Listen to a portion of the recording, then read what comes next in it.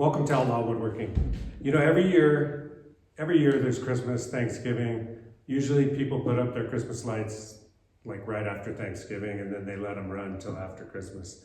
But I despise putting up Christmas lights. It's like, I don't know, most of the time I don't do it. There's been quite a few years that I did it when my kids were young, and I just never got them. I saw permanent lights before, but I didn't really like, you know, people put them up and then you see that wire, and half the time the wire's sagging. And anyway, I decided that I was going to make an effort to be a little more Christmassy this year, and I was going to put up permanent lights. Now, I did a lot of research, and I decided to go with the Govee Permanent Outdoor Lights Pro package. And then also, what I'm going to do, I don't want to see that wire. Now, I also ordered these in black, and really these were the only ones that came in black, and they're waterproof. They're fully waterproof. And originally I thought, well, I'll get them in black, and then my outside eaves are black, so you wouldn't see the wire, but you really still would see it. You know, if you looked up there, you could see it, and they'd probably start sagging eventually. But what I decided to get was, this is an aluminum. This is from Snaptrack and from Lighting Services, and I'll give you a link in the description if you like these. But what happens is these Govee lights will snap into these little holes. And so basically, the first thing you do is put up this track. You screw that up there, and you want to start out with your first one. I'm going to cut the first one. Actually, I'm going to cut it at a 45 because I'm going to start on the far corner of this garage. I have two 200-foot strings so that each box is 200 feet, and I've got 400 feet of this track. But I'm going to basically start on the corner of my garage, and I'm going to start the first one. I'm going to cut 3 inches off, and I'm going to cut it at a 45. That way, when I go to snap this track on, actually I take that back, let's see. When I snap this track on, I want the track to overlap. So when you have these, so when you have two tracks like this, and they're like that, you're putting them together basically like that, but you want the track to end up overlapping that divided gap, so it keeps everything nice and straight. But today what we're going to do is we're going to go ahead and open one of these up, and we're going to test out the lights first, probably download the app, and we'll see if we can't start installing these. And it should be pretty easy. We've got 2 buildings to do, and see if we can have some nice lights for Christmas. Let's get started. There he goes, it's a working man. He's trying to make a living any way he can. And he'll break his back for $1 or $2. Oh, there ain't no shame in what he do. Oh, work it out. Now in my case, I'm installing 200 feet of lights.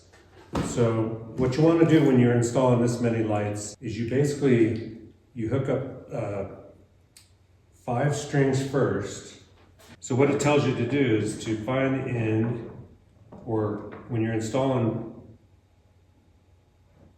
200 feet, you basically want to connect 5 strings first, and then you add this extra input and output. So it must do something to be able to do 200 feet. And you want to test them all, hook them up to your app, make sure the Bluetooth's working before you work on the roof and start installing them all. Now I'm filming with the app right now, but we'll go ahead and plug this in, make sure it's working. Oh, yeah, we got action everywhere now. So now we're going to see if we can find it on the Bluetooth, and then we will disassemble these and we will start hooking them up. Now here let me show you I'll show you real quick. So you can see these little lights right here. Now they're supposed to be able to snap right into the screw. So you can see they basically fit in. You don't need to glue them or anything.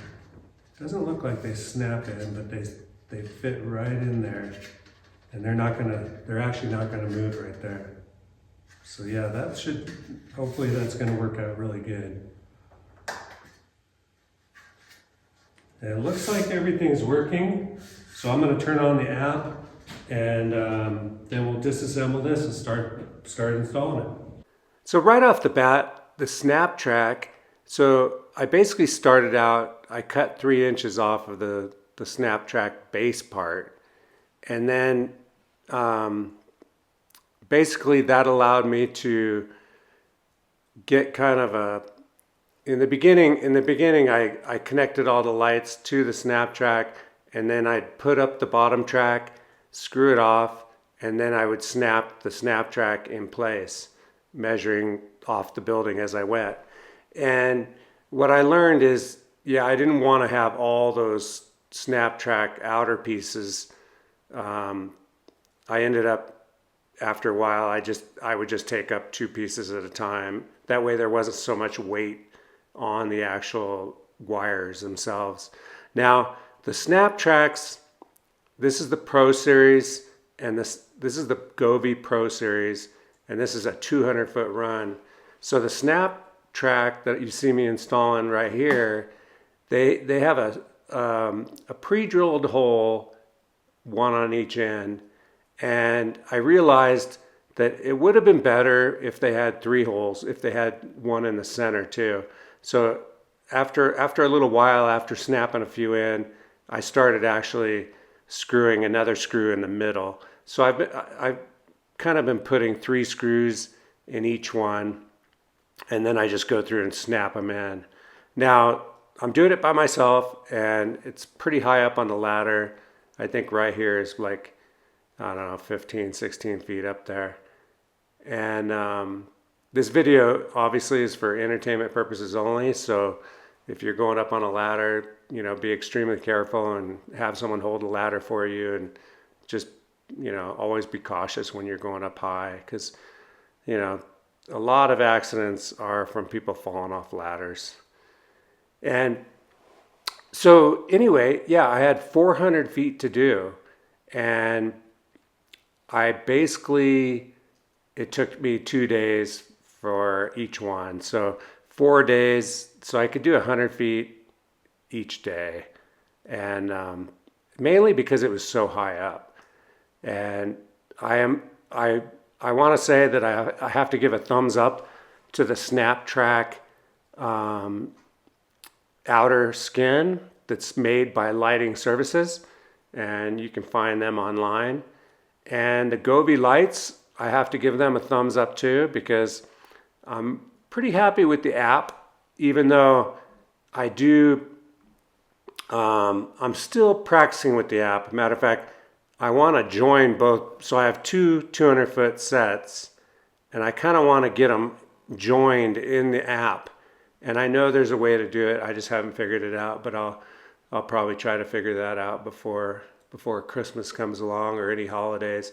But basically my idea is to join both these systems and just be able to turn on scenes that operate both of them. And it should work really well. Now, yeah, you can see it's only going to be as straight as you make it going down the sides. And the corners were really easy. I just basically, I made some 45-degree cuts on the metal and then snapped them in. But like I said, it's pretty repetitious. Once you kind of get a roll going. Now right here, there's a box. You see that box that's in my hand. So if you have a 200-foot run, you're basically going to run 5 strings of lights, and then you're going to add this input and output box. And I believe it's some kind of, keeps the power steady to do 200 lights. But all in all, it went really well. It's a lot of up and down the ladder to get this done. But because they're permanent, that's the nice thing about it. And here you can kind of see what they look like. Now my building's black, so you can barely even see that they're up there. But they did look good, and that night we tested them out on that's the first building, the garage. And I tried out a few different settings, and this one, it kind of goes around like a track. It starts going from one end to all the way around. But I think my favorite one is the Christmas gift one. And that's in this next little picture, which is, I believe, so that's all white right there, which was kind of cool. You can do solid colors. Here's the one I like. That's the Christmas gift one. And you can actually program this to go with music. And here you can see Santa was happy with the lights. He lands on the building, and yeah, he gives it a thumbs up. Anyway, thank you very much for watching. Please subscribe, like the video, and I will see you next time. Later. There he goes, it's a working man. He's trying to make a living any way he can. And he'll break his back for $1 or $2. Oh, there ain't no shame in what he do. Oh, work it out.